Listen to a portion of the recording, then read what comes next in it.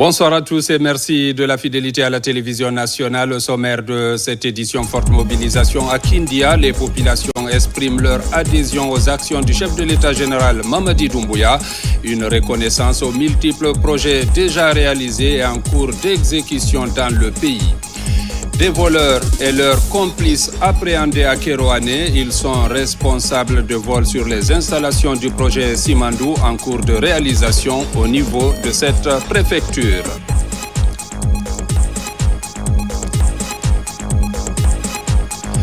La troupe Batafon en Inde, une prestation qui a marqué les diplomates africains en service dans ce pays. Les temps forts dans ce journal.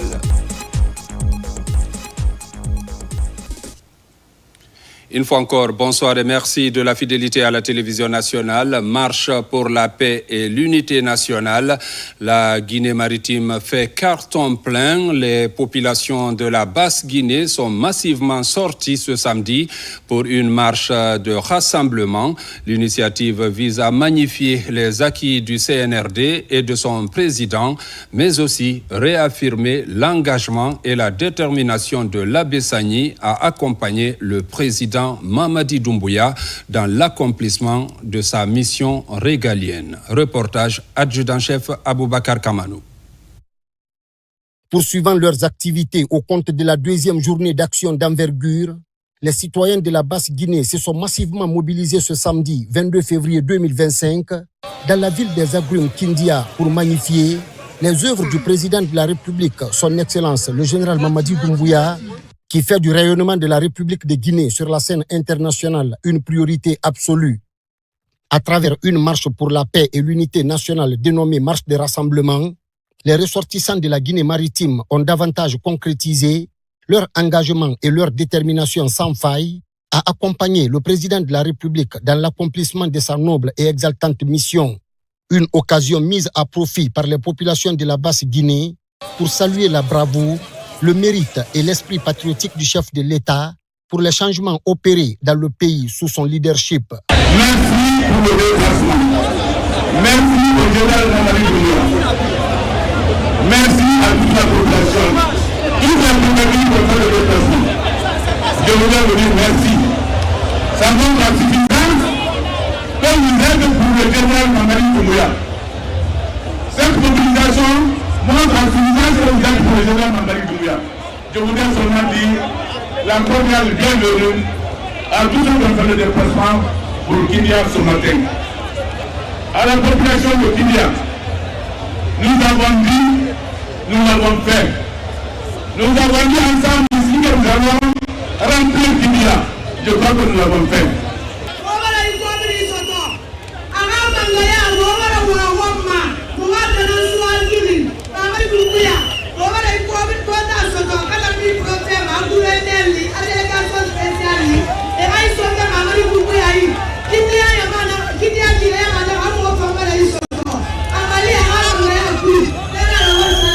Cette marche de rassemblement a connu la participation active de la délégation présidentielle avec à sa tête le ministre secrétaire général de la présidence de la République, le général Amara Kamara, ainsi que des membres du gouvernement, des cadres de l'administration publique guinéenne et autres acteurs de la vie nationale.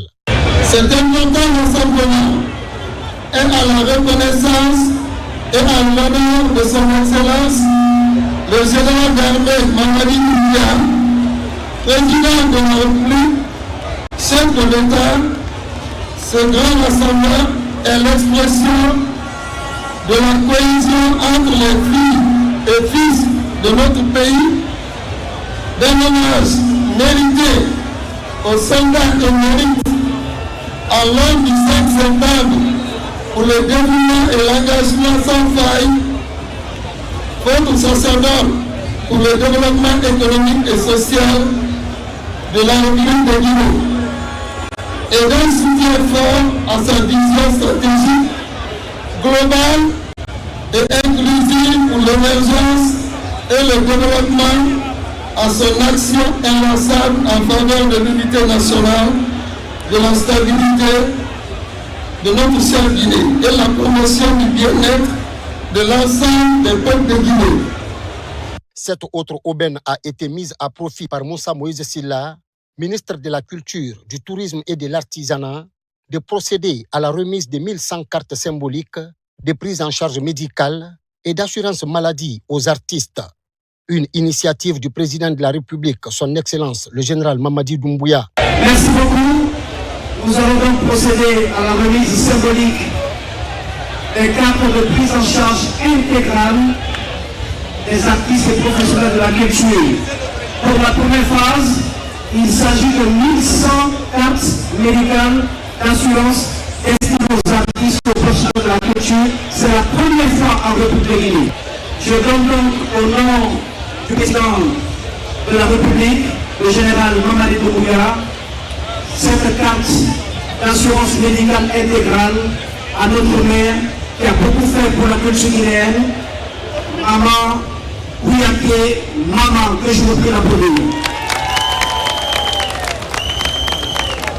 La deuxième carte est remise au nom du chef de l'État à M. Kabakoulou.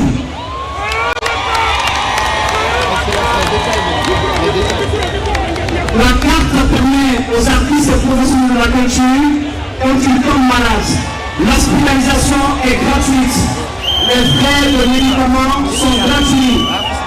Lorsqu'il y a un accident, ils sont pris en charge gratuitement. Lorsqu'ils ont besoin de faire des examens médicaux, ils sont pris en charge gratuitement. Inscrit dans la dynamique de promouvoir les idéaux de paix et d'unité nationale, prônés par le chef de l'État, son Excellence général Mamadi Doumbouya, le porte-parole de la présidence de la République, le général de division Amara Kamara, s'est dit fier du chef de l'État, chef suprême des armées, pour sa vision et ses ambitions en faveur du peuple souverain de Guinée. Cet après-midi, nous sommes témoins d'un moment historique, un moment où notre nation se tient unie, forte des valeurs qui caractérisent les populations de la Guinée maritime. Ces valeurs sont l'amour, la générosité, la fidélité, la loyauté, la sincérité et la conviction. Vous me permettrez de m'arrêter un moment en parlant dans notre langue locale, en disant que Basse Guinée, la rencontre de Famila, dans la nation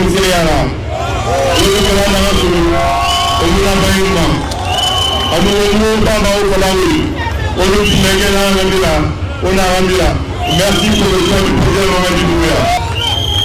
Votre engagement, votre disponibilité et votre proximité avec votre population sont des atouts précieux pour notre développement.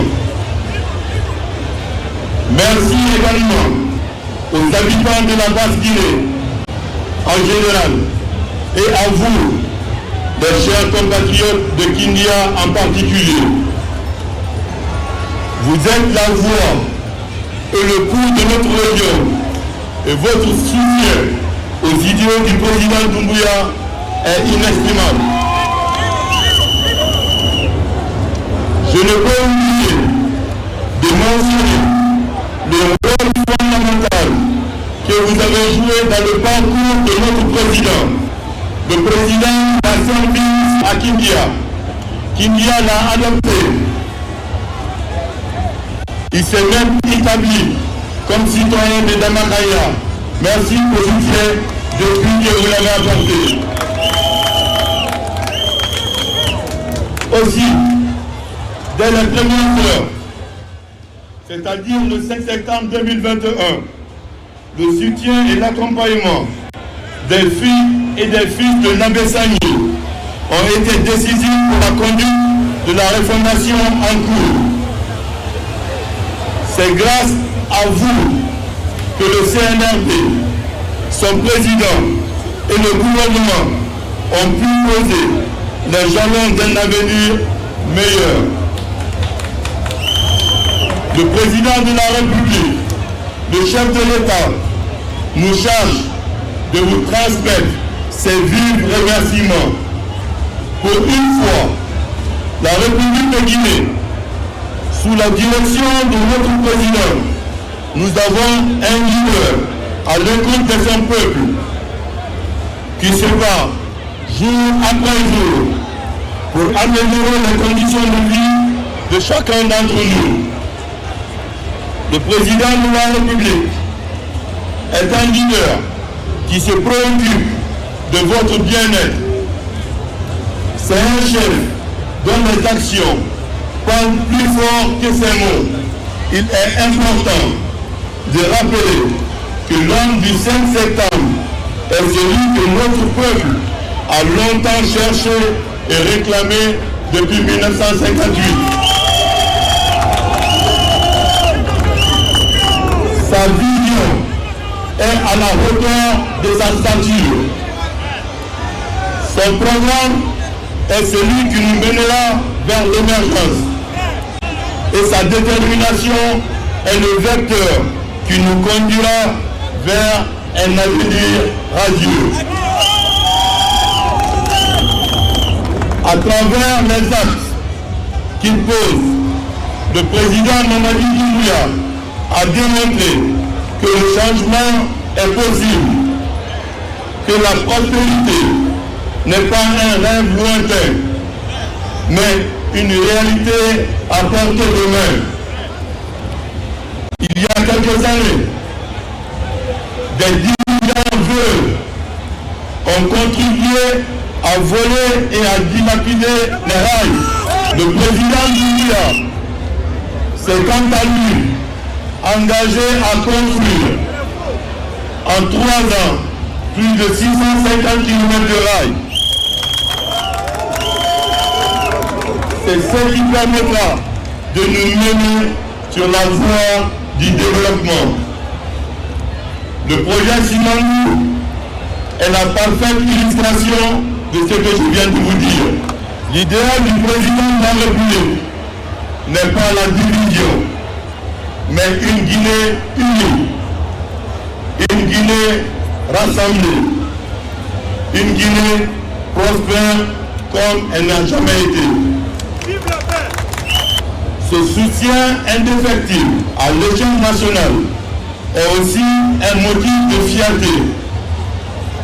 Votre mobilisation exceptionnelle est le témoignage de votre adhésion à ce projet de société que nous bâtissons ensemble sous le leadership du président Mamadi Doumbouya. Alors que nous attendons que le général Mamadi Doumbouya, président de la République, chef de l'État, chef suprême des armées, se prononce sur sa future candidature, je vous invite à vous recenser massivement. Votre engagement dans cette démarche est essentiel pour permettre à notre champion de remporter les futures élections dès le premier tour.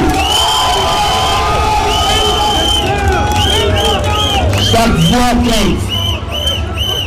Chaque geste de soutien est un pas vers un avenir meilleur. Mes chers concitoyens, ensemble, levons nos voix pour un avenir radieux. Vive le président Mamadi Doumbouya. Vive la Basse-Guinée. Vive la Guinée unie.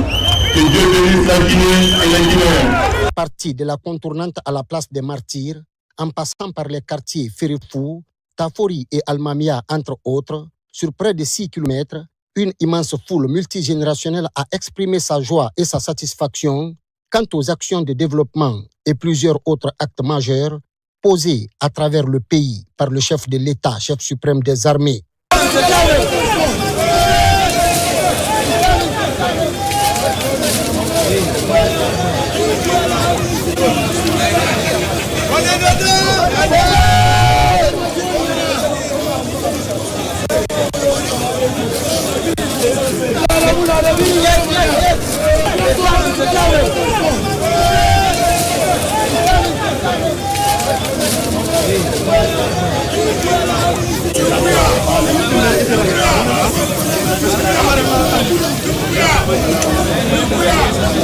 Doumbouya!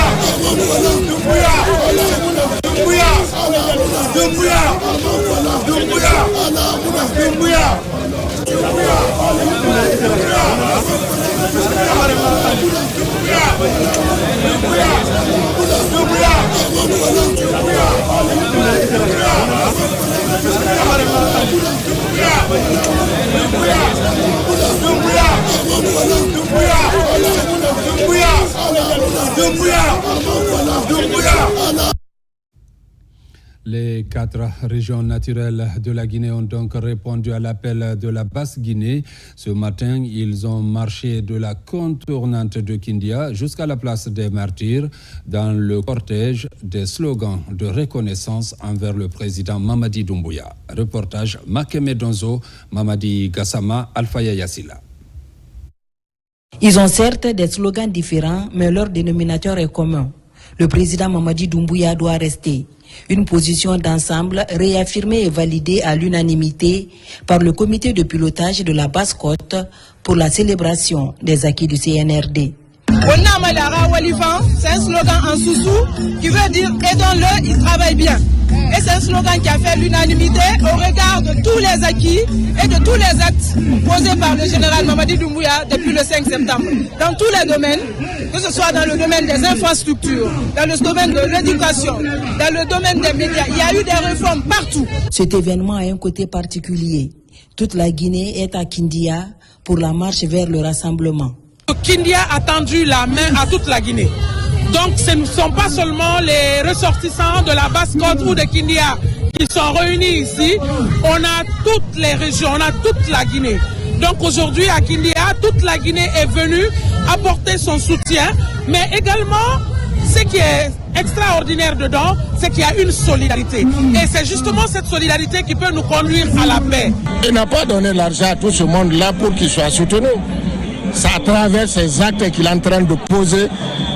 C'est à cause de ces actes-là qu'il est soutenu par le peuple de Guinée. Et tout Guinéen patriote responsable qui aspire au bonheur et au développement de notre pays doit soutenir ce grand homme-là. Cette marche pour la paix est une preuve palpable de la mobilisation autour des actions du CNRD. C'est aussi une occasion pour les Guinéens d'exprimer leur soutien aux idéaux du président de la République qui passe au centre de ses priorités, le développement de la Guinée et le bien-être des Guinéens partout où ils se trouvent. Restons à Kindia pour parler aussi de cette cérémonie de certification de 100 cadres intermédiaires de la région. Cette troisième cohorte du projet d'appui au perfectionnement de l'administration publique porte le nom du général Amara Kamara. Retour sur cette cérémonie avec Mamadi Ternakamisoko. L'université de Kindia, témoin de ce pacte historique qui marque à jamais l'administration déconcentrée de la région. Pour la première fois, 100 cadres intermédiaires bénéficient d'une formation certifiante. Cette troisième cohorte, qui reçoit son certificat devant une pléiade de personnalités, dont le ministre secrétaire général de la présidence de la République, porte à 500 déjà formés et certifiés à travers le pays. Une grande satisfaction face à cette réussite. Cela montre une belle performance depuis que nous avons démarré le projet le 6 septembre 2024 à Zérékoré. Je constate effectivement qu'au fur et à mesure qu'on avance dans la formation, il y a une maîtrise de la méthode et la façon d'enseigner des formateurs et aussi une maîtrise du contenu et de ce qui est donné par rapport aux auditeurs. On me satisfait d'entendre qu'à Kindia, nous avons pu sortir 100%. Ça déjà, c'est une immense joie. Et vu que cette formation s'inscrit dans le cadre de la formation et le perfectionnement des cadres, je pense que cela va nous permettre vraiment de mieux nous comporter au sein de notre administration. La Guinée, sous le magistère du général Mamadi Doumbouya, a opté pour la qualification du personnel de l'administration pour plus de productivité. Politique ambitieuse portée par le ministère du Travail et de la fonction publique. L'un des problèmes de notre administration aujourd'hui, c'est que personne ne veut venir à l'intérieur servir l'État. Tout le monde veut rester à Conakry. C'est pour cela que nous avons décidé de décentraliser désormais ces services pour que les cadres qui acceptent de venir travailler à l'intérieur du pays puissent bénéficier les mêmes services que ceux des services centraux bénéficient. La deuxième innovation, c'est la prise en compte du genre.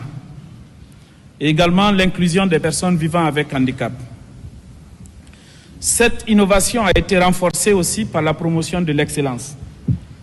Tous ceux qui sont dans cette salle, ils n'ont pas été cooptés au hasard, ils ont soumis leur dossier, il y a eu des évaluations rigoureuses. C'est à l'issue de cette évaluation que la présélection a été faite. Et les certificats qui doivent être remis aujourd'hui ne sont pas aussi des certificats de participation, mais des certificats de réussite. Cette troisième cohorte du pays porte le célèbre nom du général Amara Kamara, ministre secrétaire général de la présidence de la République. Chers auditeurs, en choisissant de donner mon nom à cette promotion, à l'instar des autres promotions de la région de Zérékoré et de Kankan, vous avez fait honneur à l'homme du 5 septembre, le président Mamadi Doumbouya. Très modestement, et la vérité c'est que je suis juste un secrétaire qui met en œuvre la volonté et les orientations de son patron. Donc tout l'honneur et le mérite lui revient. Le président Mamadi Doumbouya a placé le renforcement des capacités des jeunes au cœur de la priorité de son gouvernement. Votre choix, chers auditeurs de la région de Kindia, me rappelle également la responsabilité qui est la mienne en tant que serviteur de l'État, mais aussi l'exigence que nous avons tous, vous et nous, de bâtir une administration publique performante, intègre, tournée vers le développement. Ce vaste programme de formation s'inscrit dans le cadre du projet d'appui au perfectionnement de l'administration publique PAPAP. Il est financé par l'Agence française de développement et mis en œuvre par Expertise France et l'Institut national de formation et de perfectionnement. Dans l'actualité encore, le Parlement guinéen se dote d'une télévision. La chaîne a été officiellement inaugurée hier vendredi devant un parterre d'invités. Ce média vient renforcer la visibilité des activités parlementaires. Reportage Robert Siditolno.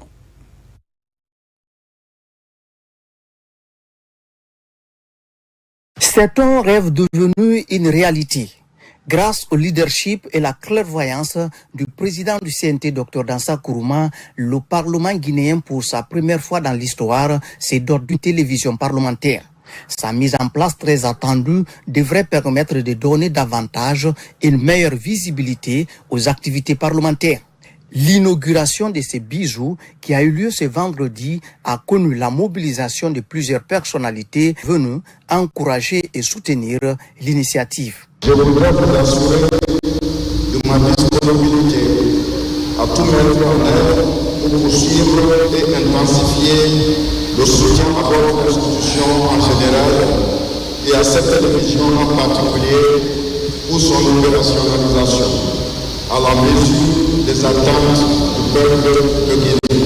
Officiellement lancée, cette nouvelle chaîne équipée d'une technologie de dernière génération sera essentiellement dédiée aux travaux parlementaires ainsi qu'à l'actualité nationale et aux dynamiques sociopolitiques et économiques du pays. Cet accomplissement n'eût été l'engagement et la vision du président de la République, le chef de l'État, le chef suprême des armées, le Conseil national de la transition, quelles que soient sa volonté et ses initiatives, ne pourrait initier et porter un tel projet d'envergure. Une télé parlementaire demande la vision, une télé parlementaire demande la conviction, une télé parlementaire demande des moyens. Et surtout, les trois éléments cimentés par un capital de confiance inébranlable. C'est pourquoi je tiens également à exprimer ma profonde gratitude à son Excellence le général d'armée Mamadi Doumbouya, président de la République, dont la vision stratégique a permis la concrétisation de ce projet grâce à son engagement en faveur de la transparence et du renforcement des institutions républicaines. Nous franchissons aujourd'hui une nouvelle étape vers une initiative s'inscrit dans une dynamique de gouvernance responsable où la redevabilité et la participation citoyenne deviennent les piliers fondamentaux. La mise en place de cette télévision parlementaire vient s'ajouter à la relance de la radio parlementaire par Dr Dansa Kourouma. Avec ces différents outils d'information, ces nouveaux défis s'imposent, ceux de participer à la cohésion sociale, au vivre ensemble, à la consolidation de la paix à travers le traitement de l'information qui tient compte de l'éthique et de la déontologie. Et puis en immersion dans le pays profond, le Premier ministre Amadou Riba a inauguré à Kankan le siège du Fonds de développement social économique. Cette antenne régionale va renforcer la mise en œuvre des actions de développement local du gouvernement. Reportage Ousmane Bangoura.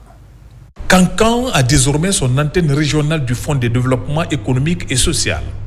En immersion dans le pays profond, le Premier ministre, chef du gouvernement, inaugure le siège de l'antenne en présence des autorités locales. Cette infrastructure vise à renforcer la mise en œuvre des politiques de développement local du gouvernement. La maison est équipée de bureaux modernes, de salles de réunion. La réussite de ce programme ambitieux nécessite l'implication de tous les acteurs, autorités administratives et locales, chefs religieux et coutumiers, sociétés civiles et populations de la base.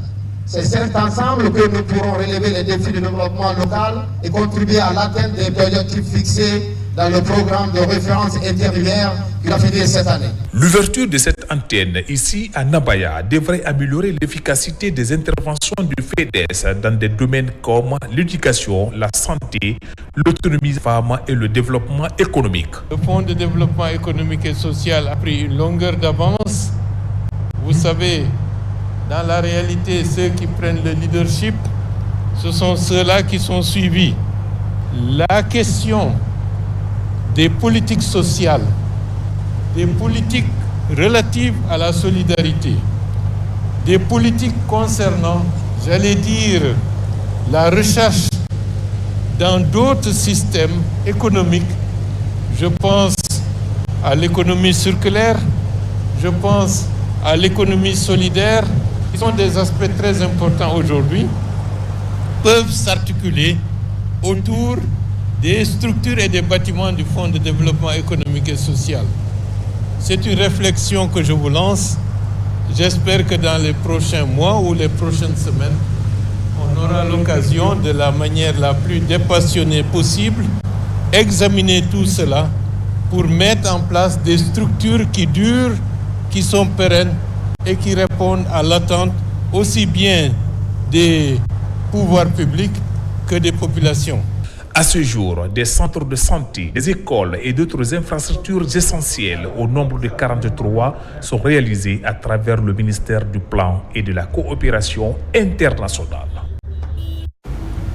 Direction Tougué pour parler aussi du lancement de la première édition de la lecture du Saint-Coran dans cette localité, une initiative du Collège des Sages de Tougué.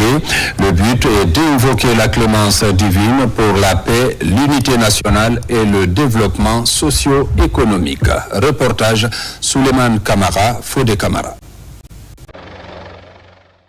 C'est dans une ambiance de ferveur religieuse et de solidarité que cette grande communion spirituelle a débuté. Des centaines de personnes venues de toute la Guinée et même de l'étranger se sont rassemblées pour participer à cette initiative inédite. Au programme, des lectures du Saint-Coran, des prières collectives et des invocations pour la paix et le progrès. On était beaucoup déconnectés. C'est grâce au leadership du chef de l'État que nous sommes connectés, que nous commençons à recevoir ce que nous gagnons maintenant, raison pour laquelle la population ne peut pas rester sans magnifier, sans reconnaître ce qu'il est en train de faire pour nous et pour toute la population de la Guinée. L'infrastructure que nous avons reçue, le bitume de la voie urbaine, l'addition d'eau, le courant, les fonds de l'aide pour les groupements. Au-delà de l'aspect spirituel, cette cérémonie vise à renforcer l'unité nationale et à soutenir les autorités locales et nationales. Le Collège des Sages de Tougué a également profité de l'occasion pour exprimer sa reconnaissance envers le président de la République, le général d'armée Mamadi Doumbouya, pour son engagement envers Tougué depuis 2021. La commune de Tougué, les fils et filles de Tougué ont offert des parcelles au président Mamadi Doumbouya. Donc le président Doumbouya est désormais un citoyen à part entière de Tougué. Pour nous, c'est une fierté que le président guinéen accepte d'être le citoyen de notre préfecture. Le clou de l'événement a été la pose de la première pierre de la future résidence du président de la République à Tougué. Un geste symbolique qui marque l'ancrage des autorités nationales dans cette région et qui suscite beaucoup d'espoir parmi les populations locales. C'est le Premier ministre chef du gouvernement qui a officiellement piloté cette activité, marquant ainsi l'engagement du gouvernement et le chef de l'État envers le développement de Tougué. C'est une première que les ressortissants d'une localité pensent à offrir au chef de l'État des domaines afin de pouvoir bâtir quelque chose comme les siens. Donc nous sommes sur ce site. Et le message il est simple. Le Premier ministre a, au nom du chef de l'État, remercié non seulement toute la population, mais également exhorté les fils et filles de cette localité à la paix, à l'entente et à l'unité nationale.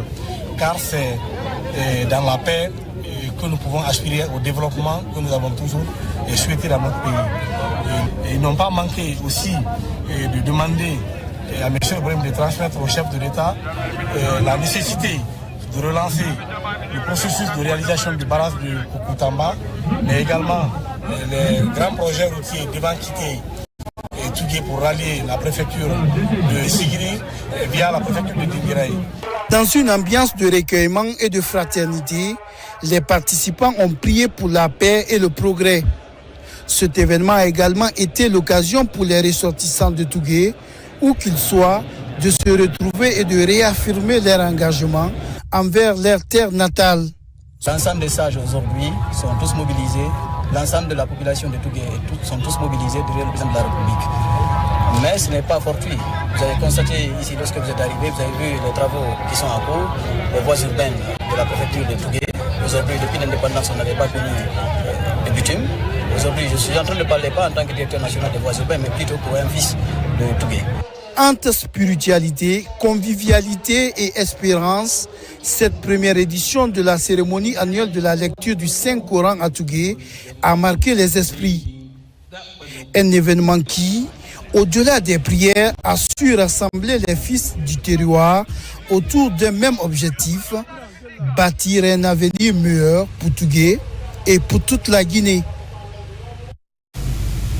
Restons toujours dans l'arrière-pays pour dire que le programme Simandou 2040 progresse de façon rassurante. Cependant, 2 présumés voleurs et leurs complices sont arrêtés à Kérouané pour vol des attaches de fer et équipements de construction du corridor ferroviaire au niveau de Kérouané, un agissement qui peut freiner l'évolution des travaux sur le terrain. Reportage Yamokaba. La locomotive de l'émergence qui ne compte laisser aucun Guinéen, c'est bien le programme Simandou 2040. Très cher au chef de l'État, général Mamadi Doumbouya, l'un des fruits de la vigilance des populations, l'arrestation des présumés voleurs, le fond de leur interpellation, vol des attaches de fer et équipement de construction du corridor ferroviaire. J'étais à la résidence le lundi soir, quand les chefs sont venus me rencontrer en disant que réellement il y a trop de vols dans leur site. Quand ils se sont déclarés, je les ai dit d'accord, j'ai entendu, je vais appeler le commissaire de la police et le commandant de la gendarmerie, je vais les en parler, afin de mener les enquêtes par rapport à ça. Je suis sorti, je me suis promené la nuit. J'ai appelé le commandant de la gendarmerie, la police, et le commandant de Jefi. Nous sommes sortis ensemble. Je suis parti, je les ai vus en train de charger les chargements. J'ai demandé le chauffeur me dit qu'il n'y a rien, c'est seulement des ferrailles. J'ai dit bon, on va monter ensemble dans le véhicule. Nous sommes montés.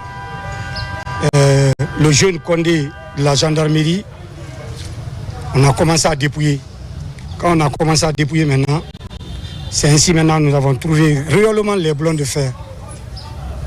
Maintenant, j'ai ordonné le commandant de la gendarmerie. Le même nuit, je dis, allons-y, on va fouiller maintenant chez tout un chacun, tous les vendeurs. On a été chez tous les vendeurs. Quand on a tapé la porte du monsieur, il est sorti.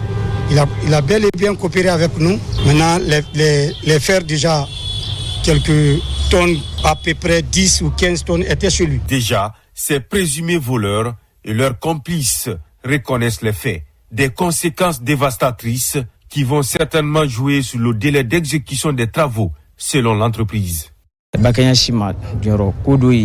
Je suis un ferrailleur et je reconnais avoir acheté ces équipements. Depuis des années, j'exerce ce métier. Mais aujourd'hui, je peux dire que c'est la volonté divine. Il remercie une fois encore le président de la République, son Excellence le général Mamadi Doumbouya. Et ensuite, il voudrait aussi demander à l'État guinéen et aussi aux autorités de pouvoir les accompagner. Parce que l'État leur a dit, le 9 de cette année, le train doit commencer à transporter le minerai. Pour répondre aux engagements pris par le CNRD, la surveillance de toutes les parties exige une vigilance de tous les instants. La synergie d'action se veut permanente pour renforcer la fibre patriotique autour des grands enjeux du développement. Nous avons déjà donné des instructions fermes et irréversibles d'engager des poursuites, d'interpeller les auteurs, les complices, et dès quelque bord qu'ils seront débusqués juste dans leur dernier retranchement. On peut vous garantir que les droits des mis en cause seront également observés, parce qu'en cette phase, il y a la notion de la présomption d'innocence et nous sommes obligés de respecter ce principe sacro-saint. Mises hors d'état de nuire, ces personnes interpellées sont déjà à la disposition du parquet pour la poursuite des enquêtes judiciaires, toutes choses susceptibles de préserver les grands objectifs du programme Simandou 2040, un pont vers la prospérité du pays, dont les retombées ne comptent épargner aucune localité. Allons à Sigiri où le centre d'apprentissage de formation professionnelle post-primaire et secondaire de Quintignan, construit par la SAG, a été inauguré. Il va aider les jeunes de Bouré à apprendre un métier pour faciliter leur insertion socio-professionnelle. Reportage Moussa Komara. À Quintignan, rien n'est encore perdu pour les jeunes. Déscolarisés ou non scolarisés, ils pourront désormais façonner leur avenir dans ces centres d'apprentissage et de formation post-primaire et secondaire. Construit depuis 2020 par la SAG, il dispose de 9 salles de classe modernes avec une capacité de 40 apprenants chacune, d'un bloc de latrines, d'un amphithéâtre de 200 places, de 2 fourrages, de 5 logements entièrement équipés pour les encadreurs et de 6 ateliers pour les formations pratiques. Notre objectif à travers ce centre est d'apporter aux jeunes de Bouré en particulier et de Sigiri en général une base solide de connaissances et de compétences professionnelles. Nous voulons leur offrir les outils nécessaires pour favoriser leur insertion dans l'industrie et promouvoir l'auto-emploi. Nous remercions chaleureusement la SAC pour cet investissement stratégique. Cette entreprise qui joue un rôle majeur dans l'économie locale prouve une fois de plus son attachement à la promotion du capital humain et au développement durable de notre communauté. À travers ces gestes, il contribue à former les cadres et les techniciens de demain qui pourront répondre aux défis du secteur minier et d'autres industries. Avec un coût total de 9 milliards de francs guinéens, ce centre officiellement inauguré va tout d'abord commencer avec 3 filières. La plomberie sanitaire, l'électricité bâtiment et la maçonnerie carrelage. Ce centre de formation est un outil essentiel pour la préparation de nos jeunes pour un développement inclusif et durable de notre pays, car aucun progrès n'est possible sans une main-d'œuvre qualifiée ayant les compétences requises pour répondre aux exigences du marché de l'emploi. Je voudrais vous rassurer de l'engagement de l'ensemble du gouvernement pour accompagner toutes les réformes engagées au sein du système éducatif en général et celui de l'enseignement technique et de la formation professionnelle en particulier. Ce bel exemple de la SAG représente un levier stratégique pour un développement inclusif et durable de notre pays. Une opportunité unique pour les jeunes de Bouré, foncièrement ancrés dans leur paillage, de se bâtir une vie professionnelle. À Kankan, encore, le ministre de l'Enseignement supérieur a conféré avec les étudiants et enseignants, occasion pour Alpha Bakar Bari de décliner la vision du chef de l'État quant au projet et programme de sa gouvernance, dont le recrutement prochain de 300 enseignants-chercheurs détenteurs de PhD guinéens, mais aussi étrangers. Le compte-rendu avec Mounir Bari. Cette immersion des membres du gouvernement à l'arrière-pays est une occasion ultime de partager avec les structures déconcentrées.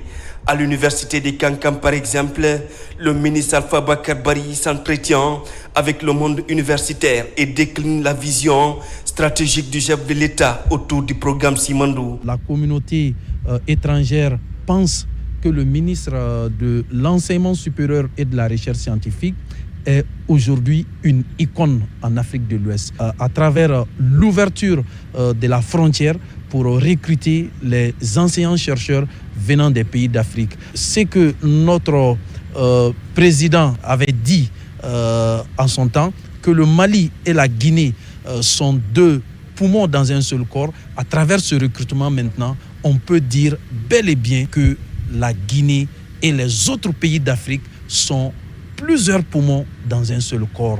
La rencontre élargie aux enseignants-chercheurs détenteurs de PhD récemment recrutés a permis au ministre de comprendre les réalités d'intégration et surtout la contribution de ces enseignants dans la qualification de l'enseignement supérieur en Guinée. L'université doit s'ouvrir au monde, ils ont un impact significatif et ils vont même au-delà des heures, des charges horaires assignées à leur contrat. Ils font du social, ils interagissent avec les étudiants, ils s'intègrent parfaitement dans la société, mais c'est ça aussi qu'on attendait. L'objectif de tout cela est très simple, c'est de faire ce que les autres ont fait pour se développer rapidement, et d'ouvrir les universités aux meilleurs du monde, afin que l'on puisse offrir aux meilleurs de nos institutions, à nos étudiants, le meilleur en termes de contenu et de qualité en enseignement. Les signaux du panafricanisme, d'intégrité ou encore d'excellence académique se matérialisent et la Guinée réaffirme son leadership et son engagement à favoriser l'intégration et l'inclusivité au sein de l'espace ouest africain. À l'université de Zérékoré également, la problématique de la qualification du système d'enseignement supérieur était en débat au cours d'une conférence animée par le rectorat.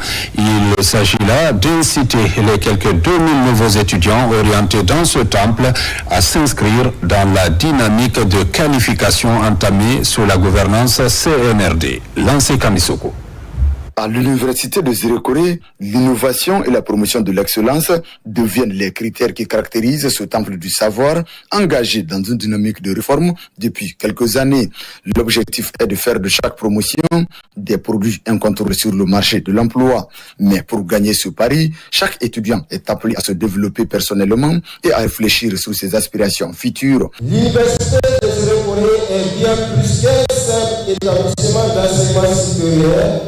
C'est un lieu où se forment les leaders de demain, où naissent des idées innovantes et où s'écrit l'avenir de notre région et de notre pays, grâce au leadership de M. le recteur, Dr Oumar Keïta. De la création d'un cadre idéal à la qualification du corps enseignant, plusieurs conditions sont réunies aujourd'hui à l'université de Zérékoré pour faciliter l'apprentissage aux étudiants. Chers étudiants, votre orientation à l'université de Zérékoré est une chance. Je le répète que c'est une chance. Pas parce que, pas la propriété de notre université, ni la beauté de nos espaces, et encore loin la qualité de nos infrastructures, non.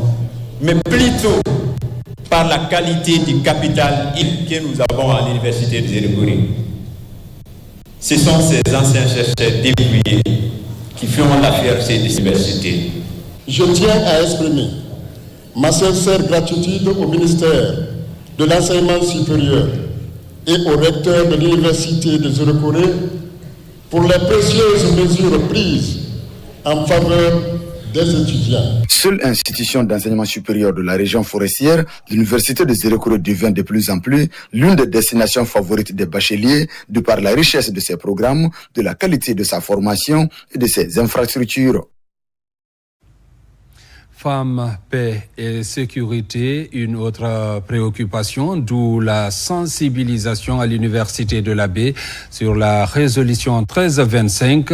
Des explications ont été fournies sur cette résolution, suivie des débats pour davantage outiller les étudiants. Sarafdine Diallo, Sona Sagnon. Cette résolution 1325 repose sur des piliers comme le rôle des femmes dans la prévention des conflits, la participation de la femme à la consolidation de la paix, une résolution adoptée à l'unanimité le 31 octobre 2000 par le Conseil de sécurité des Nations Unies. Elle concerne les droits des femmes, la paix et la sécurité. Vise ces journées de sensibilisation, c'est-à-dire que les étudiants et les agents des forces de l'ordre et de sécurité. Cela n'a été possible qu'avec l'appui de l'ONG internationale Le Caire, qui nous est venu en appui pour la réalisation de ces journées de sensibilisation sur la résolution 1325 et connexes. Femmes, paix et sécurité demeure une priorité inscrite en lettres d'or par les autorités guinéennes pour la protection et la promotion de la gente féminine. Je leur ai dit également que je pense que la cible est toute trouvée, que de parler à des étudiants et à des étudiantes, parce que ça constitue une des crèmes de la jeunesse de notre pays. J'ai appris d'abord que parlant de la résolution, on parle un peu de la décision et que la résolution 1325, femmes, paix et sécurité, il faut noter que la femme travaille dans le sens de la paix. Ce message spécifique que j'ai véhiculé autour de mes camarades et tous ceux qui me suivent à présent, c'est d'accepter, de respecter les autres. En plus des étudiants, cette initiative du ministère de la Promotion féminine, de l'enfance et des personnes vulnérables concerne aussi les agents de forces de défense et de sécurité des régions de Kindia, Labé, Kankan et Zérékouri. Coup d'envoi des travaux de construction de la voirie de la Cité des Nations à Kaloum. C'est une initiative du président de la République, général Mamadi Doumbouya. L'entreprise AKC exécute les travaux avec une machine de haute technologie. Vous allez le voir, on parle d'une garantie de 100 ans selon les spécialistes. Reportage Aboubakar Junior Kamara. C'est parti pour la construction de la voirie de la Cité des Nations à Kaloum. C'est le béton armé qui est adopté après les études géotechniques. Pour réaliser ces travaux d'urgence et de qualité, le secteur privé met à disposition de la Guinée une machine allemande de haute technologie. Il s'agit de la SP25, spécialisée dans l'application du béton armé dans les carrefours giratoires par exemple. La performance et la technologie exigent une synergie d'expertise afin de fournir des services de qualité. On est là à côté de la cité présidentielle sur le cadre de cette nouvelle technologie qui est appelée béton hydraulique. Alors cette nouvelle technologie, elle n'est pas vraiment trop utilisée sur la sous-région. On a eu l'expérience en Mauritanie, au Sénégal, étant des Guinéens qui ont fait vraiment beaucoup de temps vers l'extérieur, qu'on a acquis cette expérience. Alors avec vraiment la vision du chef de l'État pour améliorer les infrastructures et tout ce qui est issu de la nouvelle technologie, on est là aujourd'hui en Guinée en tant que Guinéens pour partager notre expérience. Des caniveaux aux trottoirs, des chaussées aux pistes d'atterrissage, cette machine n'a aucune limite dans l'application du béton armé, avec une flexibilité de réglage automatique selon l'épaisseur et la distance à mettre. 4e du genre sur le continent. C'est une nouvelle en Guinée, il n'y en a pas deux, c'est la première, parce que là on est en train d'appliquer le savoir et tout. Vraiment l'idée de l'État qui veut vraiment améliorer les infrastructures de la qualité. Donc comme on est là à côté de la présence, il va apprécier parce que le pays a besoin de cette infrastructure nouvelle. Ces travaux initiés par le président de la République ont 100 ans de garantie. L'épaisseur est là, on est à 25. Cette machine-là, elle fait de 10 jusqu'à 40. On met un béton gouzonné. Il y a aussi des bétons qu'on appelle béton continu qui est ferraillé. Mais la machine, elle est multifonctionnelle, elle est multiservice. Elle peut faire des caniveaux, des bordures, vraiment tout ce qui est des infrastructures. L'entreprise AKC réalise les travaux avec cette nouvelle machine, ce qui prouve que les travaux de qualité seront réalisés ici, à la Cité des Nations. Commerce, signature d'un protocole d'accord entre le gouvernement et le secteur privé sur la fixation des prix des denrées de première nécessité. L'heure est à la vulgarisation du contenu de la convention. Les prix sont fixés par zone, à savoir la zone spéciale de Conakry, ainsi que sur toute l'étendue du territoire national. Pour plus de précisions, suivez cet élément de reportage avec notre reporter Ali Badra Kondé. Quelques jours avant le mois saint du Ramadan et du Carême, un protocole d'accord est déjà obtenu portant fixation des prix des denrées de première nécessité. Après la signature, l'heure est à la vulgarisation du contenu de cette convention. Ici, face à la presse, les acteurs du dit protocole donnent les détails sur les prix distributeurs et les prix détaillants. La Chambre de commerce a travaillé avec les cadres du ministère du Commerce, nuit et jour, avec les opérateurs économiques qui ont bien voulu entendre la doléance de Madame la ministre du Commerce au nom du gouvernement. Ce n'était pas facile parce qu'il faut réduire naturellement les marges bénéfices d'intérêt que vous connaissez, les opérateurs économiques, c'est l'argent. Dans la fixation des prix, deux zones sont retenues. Celle de Conakry ainsi que l'arrière-pays selon la distance entre une préfecture et la capitale. Non seulement nous verrons les prix appliqués dans la zone de Conakry, mais nous allons également voir les prix appliqués désormais sur le territoire national à travers les 33 autres préfectures. Le riz blanc, 25% brisure de 50 kg, sera vendu au prix importateur à 275 000 et prix détaillant 290 000. La farine au sac de 50 kg sera vendue au prix importateur à 340 000 et au prix détaillant 350 000. Le poulet entier dans un carton de 10 kg sera vendu au prix importateur à 260 000 et prix détaillant 280 000. Les cuisses de poulet par carton seront vendues au prix importateur de 190 000, je rappelle que c'est de 10 kg, et au prix détaillant de 210 000. La viande de bœuf, 1 kg, au prix importateur de 60 000 et détaillant 60 000. Les opérateurs économiques, le syndicat ainsi que l'Union des consommateurs s'engagent au respect strict du bon fonctionnement de ce protocole d'accord sur le terrain. On remercie le président de la République pour le soulagement qu'il a toujours fait pour la population, parce que presque le dédoiement des riz et des produits de première nécessité est devenu minime. La plus grande partie des recettes, il a mis en faveur de la population. L'appel à tous les transporteurs aussi qui n'ont pas cette papier signé le tarif de transport, il n'a qu'à se référer dans notre bureau d'aller voir des copies pour permettre de se référer à ça. Et tous les commerçants aussi qui n'ont pas ce papier peuvent se référer à nous pour qu'il ait des copies de permettre. Celui qui va moins, je sais que vous ne allez pas être informé. Parce que ça, c'est en faveur des commerçants ou au détriment des transports. Mais j'espère que ça sera à l'avantage de tout le monde. Déjà, le numéro vert 142 est mis à la disposition de la population pour signaler les contrevenants au non-respect de ce protocole d'accord. La convention reste en vigueur jusqu'au 30 juin 2025. Il faut annoncer également que le programme KSP Guinée est officiellement lancé à Conakry. Pour sa mise en œuvre, une convention est signée entre la République de Guinée et celle de Corée du Sud. Reportage Nabil Moussa Kamara, Abdul Karim Kamara. Le programme KSP en Guinée lancé à Conakry représente une initiative importante pour favoriser le développement économique et social du pays.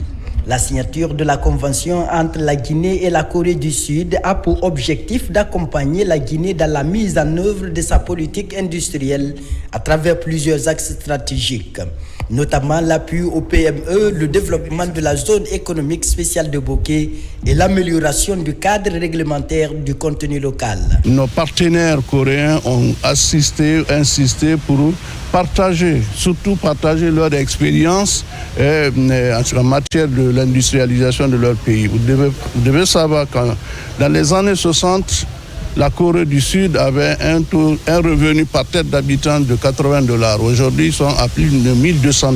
Avec l'appui de la Banque africaine de développement, ce programme permettra à la Guinée de bénéficier de l'expertise sud-coréenne tout en renforçant les capacités locales à travers des formations et des échanges de savoir-faire. Notre mission consiste à collaborer pour trouver une solution, surtout plan d'action de ce programme de développement industriel, la formation, la création d'un fonds de développement industriel, comment on peut utiliser la loi de contenu local pour développer petites et moyennes entreprises. À travers le programme KSP, nous bénéficions aujourd'hui d'un accompagnement stratégique de la Corée du Sud, dont l'expertise dans le développement industriel n'est plus à démontrer. Nous comptons sur cette expérience précieuse pour nous guider dans la mise en œuvre de notre politique industrielle et faire de la Guinée un pays compétitif sur le plan international. S'inspirer du modèle de développement industriel de la Corée du Sud est l'ambition affichée par le gouvernement guinéen. La diversification des relations entre les deux États va permettre à la République de Guinée d'exceller dans le domaine industriel. Environnement avec la restauration des paysages dégradés en Guinée forestière et en Haute-Guinée. Une vulgarisation des meilleures pratiques en la matière est en cours à Kissidougou. La direction des forêts et faune renforce les capacités de plus de 25 formateurs. Plus de précisions avec Ibrahima Woulem Fofana. En Guinée, le constat révèle que la plupart des têtes de sources et autres paysages sont souvent victimes d'actions de dégradation.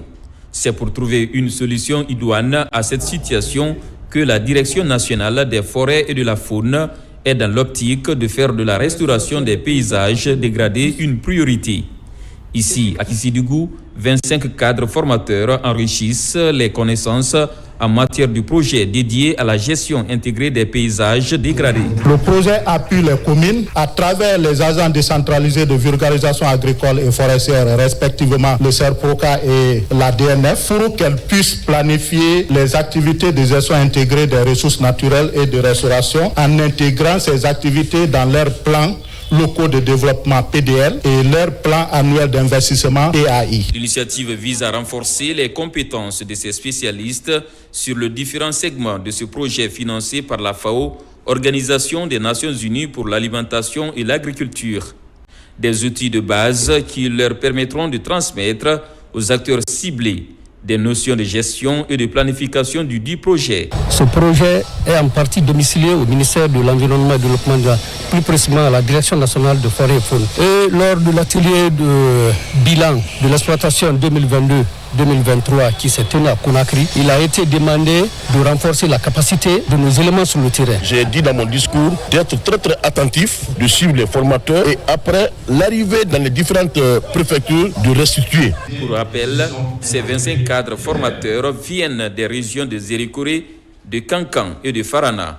Ils retrouvent à leurs préfectures respectives outillés dans l'objectif de restituer fidèlement les connaissances acquises sur la protection de l'environnement. Santé, des consultations gratuites et autres dons de médicaments aux populations vulnérables ont marqué les couleurs de la célébration des 5 ans d'existence de la polyclinique Best Medical Center. La structure est en collaboration avec la Jeune Chambre internationale Conakry Leader. Question de toucher les plus vulnérables. Reportage Sona Sagnon. Santé pour tous. À l'occasion de ces 5 ans d'existence, la Polyclinique Best Medical Center, en collaboration avec la Jeune Chambre internationale Conakry Leaders, ouvre ses portes pour 2 jours de consultation gratuite. Un geste humanitaire à l'intention des malades en situation de précarité. Best, ça signifie bien-être, santé pour tous. Alors, pour être fidèle à notre idéologie, nous faisons une assistance gratuite des consultations ainsi que les soins, même des soins chirurgicaux à la population. Quelle que soit leur pathologie, ils seront consultés par les spécialistes de tous les domaines et ceux qui doivent être opérés seront aussi opérés gratuitement. L'idée derrière cette activité, c'est de pouvoir vraiment inviter d'autres partenaires techniques et financiers à pouvoir emboîter ce pas et aussi à s'inscrire dans cette même dynamique de pouvoir offrir à la population des soins de santé qui peuvent leur permettre de pouvoir avoir un bien-être. Le nombre de consultations au cours de ces jours a atteint les 600, y compris les examens et les médicaments. La santé, c'est pour tout le monde. Donc pour ça, aujourd'hui, nous avons décidé d'aller vers la population qui n'a pas les moyens justement de s'offrir. Donc aujourd'hui, on a fait appel à eux pour qu'ils soient là et leur montrer que ce n'est pas seulement pour l'argent, que tout le monde peut venir si tu as les moyens. On te soigne, si tu n'as pas les moyens aussi, on te soigne. Nous sommes très contents pour l'opportunité qui nous est offerte. Je remercie les initiateurs pour ces journées de consultation gratuite. Cette action de bienfaisance de la Polyclinique Best Medical Center et la Jeune Chambre internationale Conakry Leaders va permettre à plusieurs de recouvrer leur santé. Et puis l'hôpital régional de Mamou aura bientôt une centrale de production d'oxygène sur le terrain. Les premiers équipements sont arrivés et réceptionnés par les autorités. Reportage Mamadou Patebalde. À l'hôpital régional de Mamou, des vastes chantiers sont engagés depuis l'arrivée du chef de l'État, le général d'armée Mamadi Doumbouya, à la tête de la nation. Grâce à l'engagement du ministre de la Santé, Dr Oumar Gueba, qui bénéficie de l'appui financier de l'UNICEF, cet hôpital de référence aura bientôt sa première centrale de production de l'oxygène. Nos hôpitaux étaient obligés d'aller chercher l'oxygène à Conakry. Sinon, il n'y avait pas d'oxygène pur ici. On n'a pas d'extracteur d'oxygène comme tel. Et soit on utilise, il y avait des petits extracteurs d'oxygène, ou bien on cherche l'oxygène même à Conakry. Lancés en octobre 2024, les travaux de construction de cette unité industrielle sont confiés à l'entreprise générale d'études et de réalisation des ouvrages techniques. On produit l'oxygène sur place et on alimente nos malades sur place. Et ça, c'est grâce au leadership du ministère de la Santé et surtout de notre chef d'État, le général Mamadi Doumbouya, qui pense vraiment à toute la population. Après donc 3 mois d'exécution sur le terrain, les premiers équipements et matériels viennent d'être débarqués en présence des autorités politiques et sanitaires.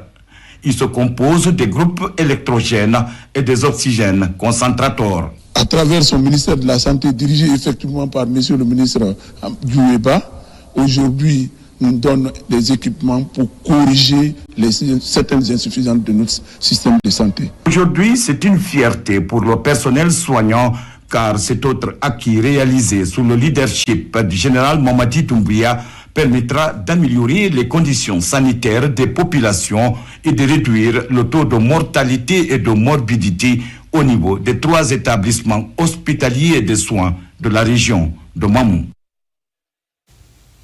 Festival de la culture et de l'artisanat en Inde, la troupe Batafon de Bokeh fait une prestation au domicile de l'ambassadeur de la Guinée à New Delhi devant plusieurs diplomates africains résidant en Inde. Ces artistes ont exhibé leur talent, ils ont aussi séduit les communautés africaines. Ousmane Ba, Mamadou Dioumaba. La troupe Batafon de Bokeh continue à émerveiller le public en Inde.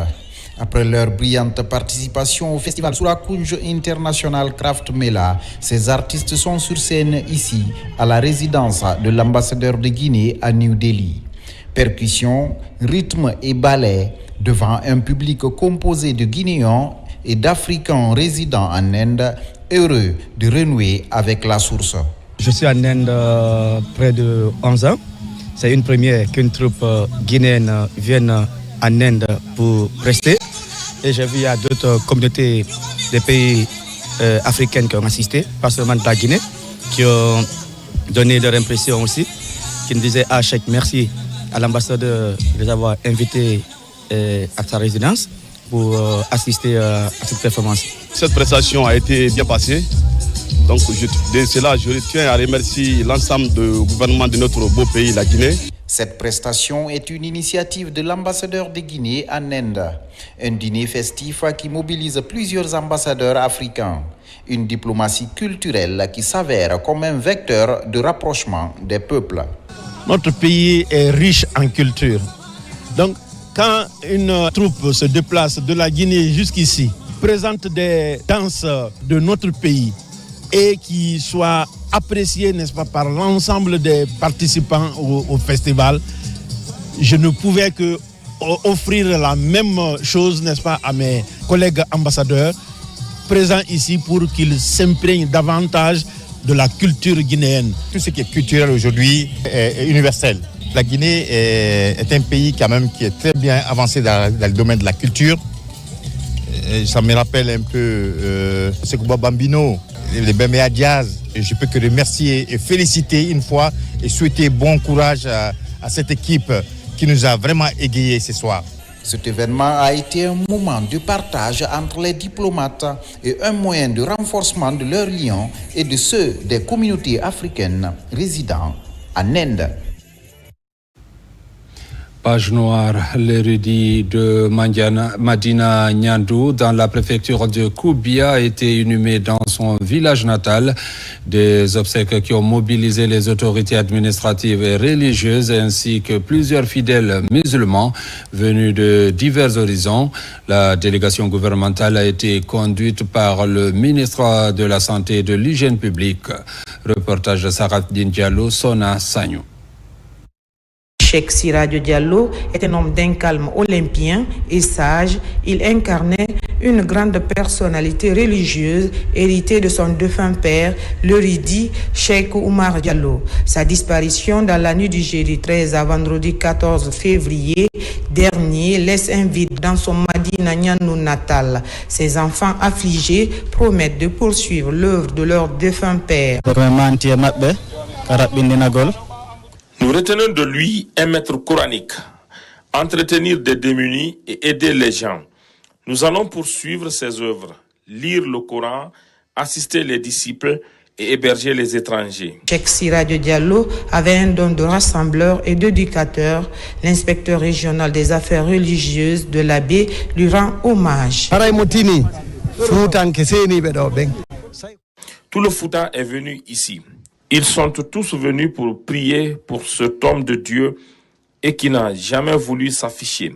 Il a consacré toute sa vie à la prière, lire le Saint-Coran. Au nom du chef de l'État, le ministre de la Santé et de l'Hygiène publique, à la tête d'une importante délégation, a transmis le message de condoléances du gouvernement à la famille éplorée et à la notabilité du Fouta. Sur instruction du président de la République, son excellent général Mamadi Doumbouya, le premier ministre du gouvernement, M. Amadou Riba, nous a mandaté de venir ici auprès de la famille pour lui présenter les condoléances les plus attristées. Présenter ces condoléances aux membres de la famille, également aux amis, aux parents et à tout le peuple de Guinée. C'est une perte immense pour nous, pour la Guinée. Cheikh Siradio Diallo laisse à la postérité 4 veuves, des enfants, des milliers de disciples et son Madina Nyandou natal où il repose désormais dans l'éternité. Paix à l'âme de l'illustre disparu. Mesdames, Messieurs, c'est la fin de cette édition. Merci de l'avoir suivi. Retenez que la Guinée est notre paradis, terre de richesse et d'innovation. Bonne suite de programme sur la RTG.